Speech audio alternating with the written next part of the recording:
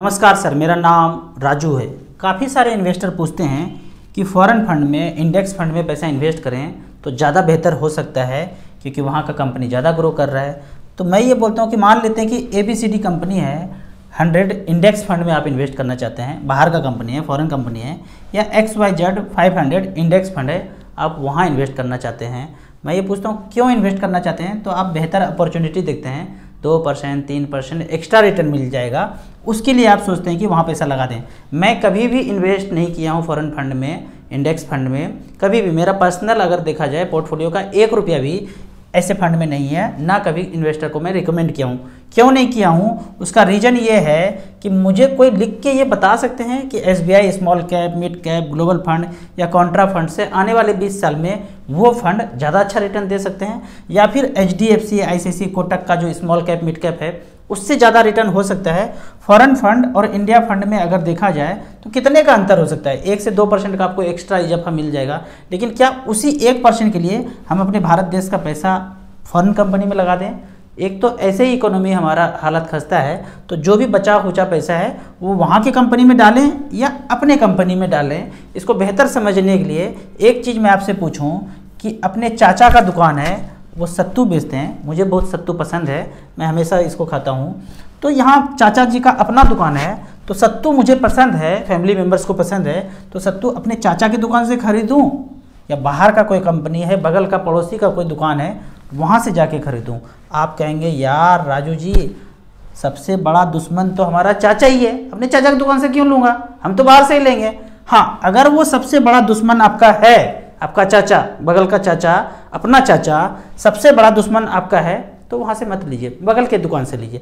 ठीक उसी तरह भारत देश आपका सबसे बड़ा दुश्मन है, आप इसका भला नहीं चाहते हैं, तो फॉरेन फंड जरूर खरीदें, या भारत की कंपनी में पैसा लगाने की ज़रूरत नहीं है। मैं नहीं लगाता हूँ, मेरे लिए ना जो भावना है ना और जो इन्वेस्टमेंट है, दोनों एक है, दोनों अलग अलग नहीं है। इन्वेस्टमेंट अलग दिशा में चल रहा है, मेरा भावना अलग दिशा में चल रहा है, ऐसा नहीं है। मेरे लिए दोनों एक है। फिर वही बात आता है, आप अगर ट्रैक रिकॉर्ड चेक करेंगे कि फॉरेन फंड को देखेंगे, पिछले 20 साल का रिकॉर्ड देखेंगे, और मैं मिड कैप, स्मॉल कैप का आपको रिकॉर्ड देखने बोलूँ, तो ये ग्राफ इस तरह से चलता हुआ नज़र इंडिया का आएगा म्यूचुअल फंड, और फॉरेन फंड का इस तरह से नज़र आएगा। तो पिछले 20 साल का रिकॉर्ड चेक करेंगे तो इस तरह का अगर डाटा मिले, तो क्या फ्यूचर में आपको लगता है कि वो ज़्यादा अच्छा करेगा?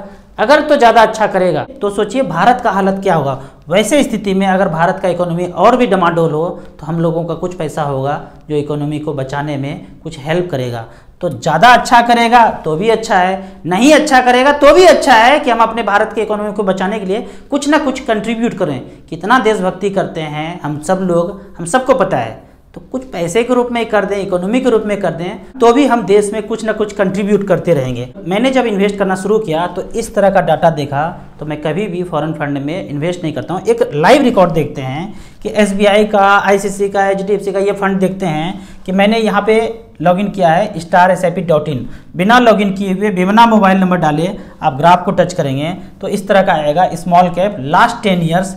यहाँ पे देखते हैं 12 लाख का, मैं ये वेबसाइट खुद डिजाइन करवाया हूँ। 12 लाख का क्या मतलब है कि 12 लाख का प्लॉट, फ्लैट, इन्वेस्ट, सोना चांदी, फॉरेन का फंड, ये सब ना करके यहाँ पे इन्वेस्ट किया होता 10 साल पहले, तो 12 लाख का वैल्यू SBI स्मॉल कैप ने बनाया है 1 करोड़ 16 लाख रुपया, 25.53% का रिटर्न यहाँ पे दिया है। और हम सब देशवासियों ने यहाँ पे 12,000 करोड़ इन्वेस्ट करके रखा है। अगर मेरा 1 लाख रुपया है तो 1 लाख रुपया यहाँ जमा है, जिसने पिछले 10 साल में 12 लाख का 1 करोड़ 16 लाख बनाया है। ठीक उसी तरह DSP स्मॉल कैप का बात करें, 12 लाख का वैल्यू 10 साल में 85 लाख रुपया बनाया है। कोटक ने 12 लाख का 78 लाख बनाया है। फ्रैंकलिन ने 12 लाख का 76 लाख बनाया है। HDFC स्मॉल कैप का बात करें, 12 लाख का 10 साल में वैल्यू 63 लाख हुआ है, 18% का रिटर्न दिया है। अगर सबसे नीचे का बात करें, क्वांट स्मॉल कैप 12 लाख का वैल्यू 45 लाख रुपए बनाया है, 14% का रिटर्न मिला है। Average annual compound return check करते हैं, 19% का रिटर्न आता है। तो 19% के रूप में अगर देखते हैं, लगभग 18-19% का HDFC स्मॉल कैप आता है, 12 लाख का 63 लाख रुपए बनाया है। तो क्या इन सारे फंड से वो फॉरेन फंड, इंडेक्स फंड अच्छा रिटर्न दे सकता है? मुझे नहीं लगता है कि दे सकता है, इसलिए मैं दूसरी जगह पैसा इन्वेस्ट नहीं करता हूँ। ज़्यादातर मैं मिड कैप, स्मॉल कैप में इन्वेस्ट करके रखा हूँ।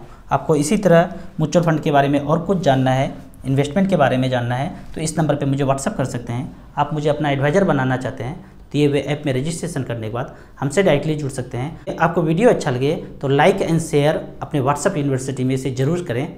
Thank you so much.